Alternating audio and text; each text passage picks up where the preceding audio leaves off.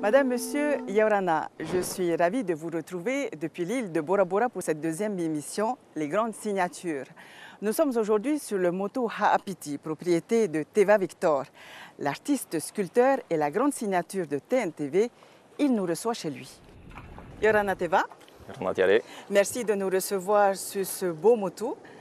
Lorsque tu vois toutes ces couleurs turquoises, le son de la mer, qu'est-ce que cela t'évoque?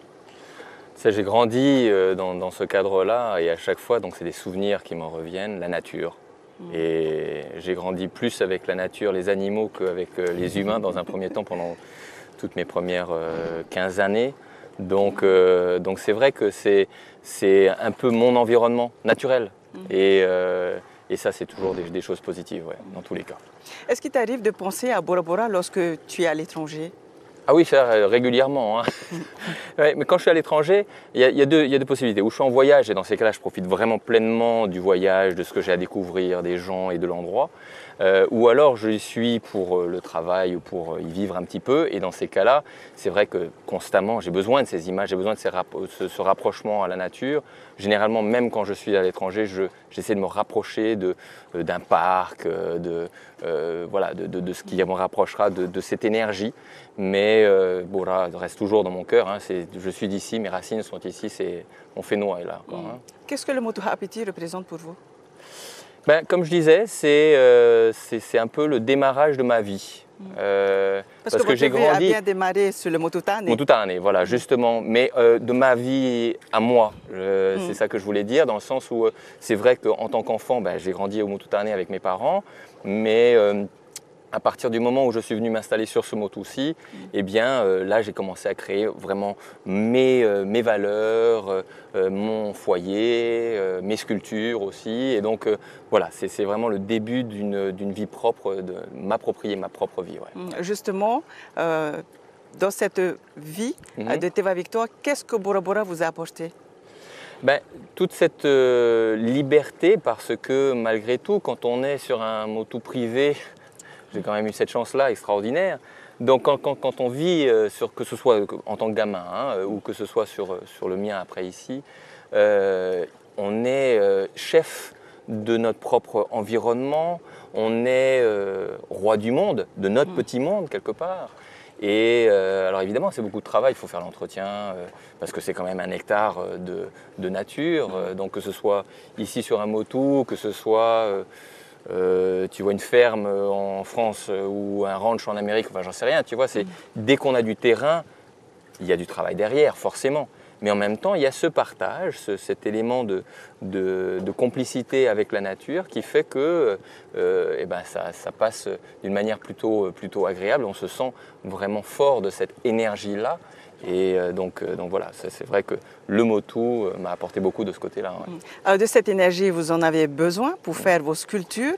Comment est-ce que vous êtes arrivé à créer?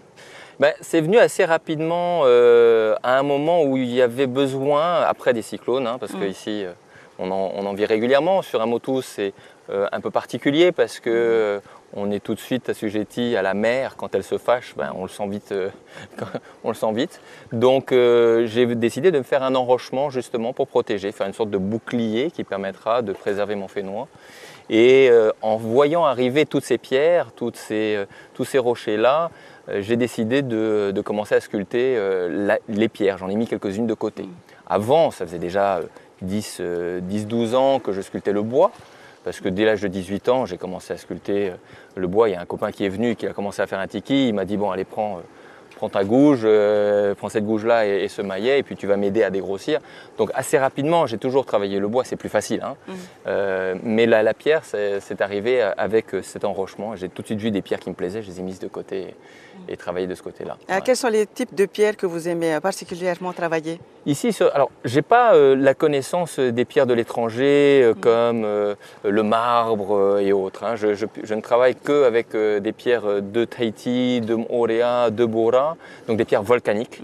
Mais même dans les pierres volcaniques, il y a tout un panel de choix qui soit, alors c'est beaucoup de basalte évidemment, mais il y a aussi dans le basalte plein de différenciations de couleurs, de formes, de stries, de taches qui font qu'une fois qu'on polit la pierre, quand on arrive à la finition et qu'on arrive à quelque chose de beaucoup plus fin, de brillant, eh bien il y a des éléments de la pierre, ce que moi j'appelle des personnalités de la pierre qui ressortent et qui sont juste extraordinaires. Je me fais étonné, je m'étonne moi-même de ce que je découvre au fur et à mesure parce que chaque pierre, évidemment quand on est dans du basalte comme la pierre qui est derrière, les gros rochers, c'est assez uniforme comme couleur, mais quand on arrive avec des rochers plus personnalisés, plus denses et avec des couleurs différentes, eh bien on découvre des choses différentes à chaque fois.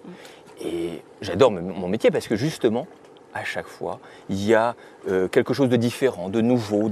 Alors ça peut être une couleur, ça peut être des dessins sur la pierre, ça peut être, parce que parfois je fais souvent des visages, donc ça peut être des expressions du visage qui vont être différentes parce que je ne l'impose pas à la pierre, je travaille avec elle et donc ben, voilà, je découvre.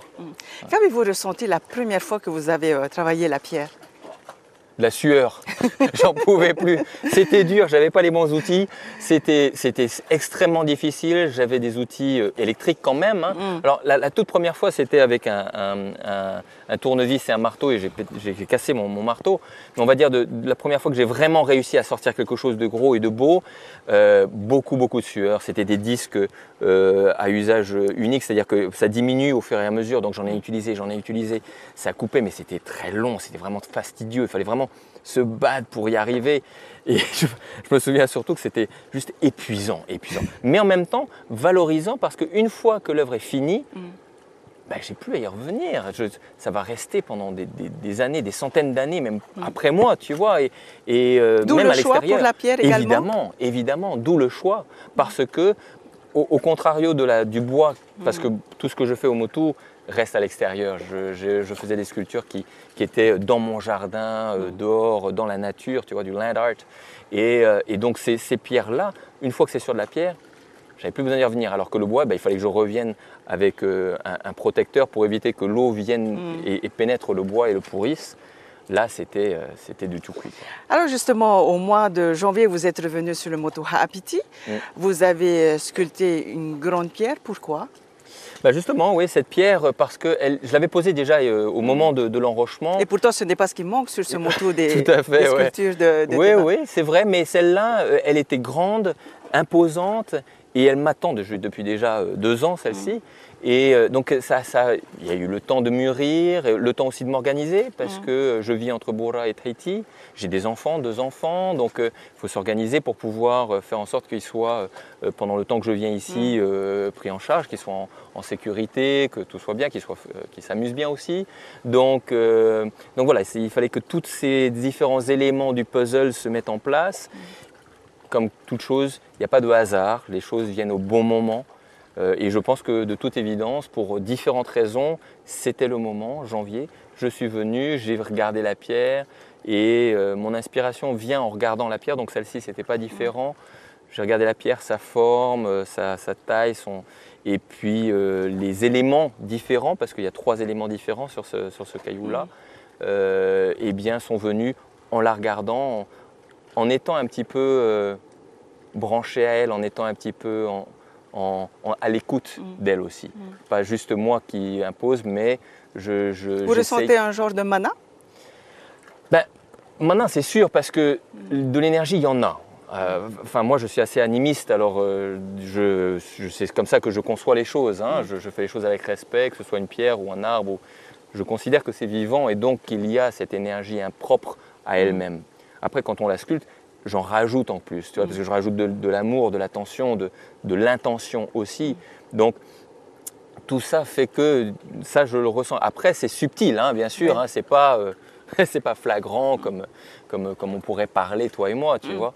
Mais oui, on ressent quelque chose et surtout, être à l'écoute de ok, je m'imagine, par exemple, je visualise une chose, j'ai mes mains qui sont imposées sur la pierre, je visualise une certaine forme ou quelque chose sur cet angle-là, et je ressens si ça me procure du plaisir, comme je suis en contact avec la pierre, si elle aussi, tu vois, elle me procure du plaisir, si elle est d'accord, en quelque sorte, hein, ou si ça me fait rien. Si ça me fait rien, bon, je cherche autre chose. Tu Il vois. arrive quelquefois que vous commenciez un travail et que vous dites « Ah non, c'est pas comme ça que je voulais Oui. le faire. » Oui, oui, et c'est la pierre parfois qui me l'impose.